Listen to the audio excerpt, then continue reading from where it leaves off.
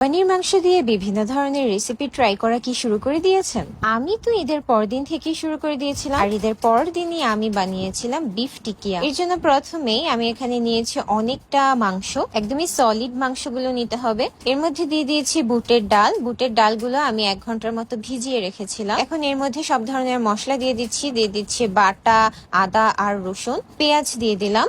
গরম মশলাগুলো দিয়ে দিলাম, যেমন এলাচ, দারচিনি, লবঙ্গ, তারপর লাল মরিচের গুঁড়া আর হলুদ গুঁড়া, গোলমরিচ, জিরা আর তেজপাতা। এবার সামান্য একটু সরিষার তেল দিয়েছিলাম, কারণ সরিষার তেলের ফ্লেভারটা আমার আবার ভালো লাগে। লাস্টলি দিয়ে দিলাম লবণ। এবার বেশ কিছুটা পানি দিয়ে খুব ভালোভাবে এই সবকিছু সেদ্ধ করে নিতে হবে। একদম ভোরে পানি দিতে হবে আর খুব ভালোভাবে সেদ্ধ করতে হবে, যেন মাংসগুলো খুব ভালো মতো সিদ্ধ হয়ে যায়। আর এর সাথে আমি কাঁচা মরিচও দিয়েছিলাম, আপনারা চাইলে শুকনা মরিচও দিতে পারেন। পানি কমিয়ে গেলে আমি আবারও পানি দিয়ে দিয়েছিলাম আর কিছুক্ষণ পর পর নেড়ে দিয়েছিলাম, যাতে করে নিচে না লেগে যায়। যখন ডাল আর মাংস খুব ভালোভাবে সেদ্ধ হয়ে যাবে, তখন পানি একদমই শুকিয়ে নিতে হবে আর তারপরে নামিয়ে ঠান্ডা করে নিতে হবে। সবকিছু খুব ভালোভাবে সেদ্ধ হয়ে গিয়েছে।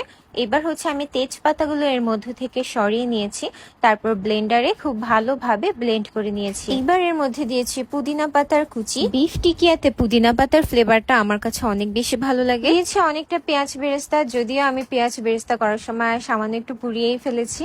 দিয়েছি 2টা ডিম আর তার সাথে অনেকটা লেবুর রস। বিফ টিকিয়াতে লেবুর রসের ফ্লেভারটাও কিন্তু খুবই ভালো আসে। এবার সবকিছু খুব ভালোভাবে মাখিয়ে নিতে হবে। আর মাশাআল্লাহ, আমার কিন্তু অনেকগুলো টিকিয়া হয়েছিল, প্রায় 60টার মতো।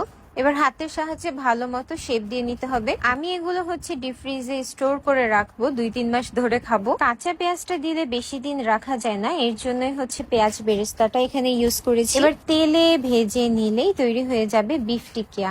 আসলে গাইস, বিফ টিকিয়াটা অনেক বেশি মজা হয়েছিল। আমার ফ্যামিলির সবাই অনেক বেশি পছন্দ করে। আমার এই রেসিপি ফলো করে যদি আপনারা বানান, তাহলে অবশ্যই আমাকে জানাবেন আপনাদেরটা কেমন হলো। Thanks for watching.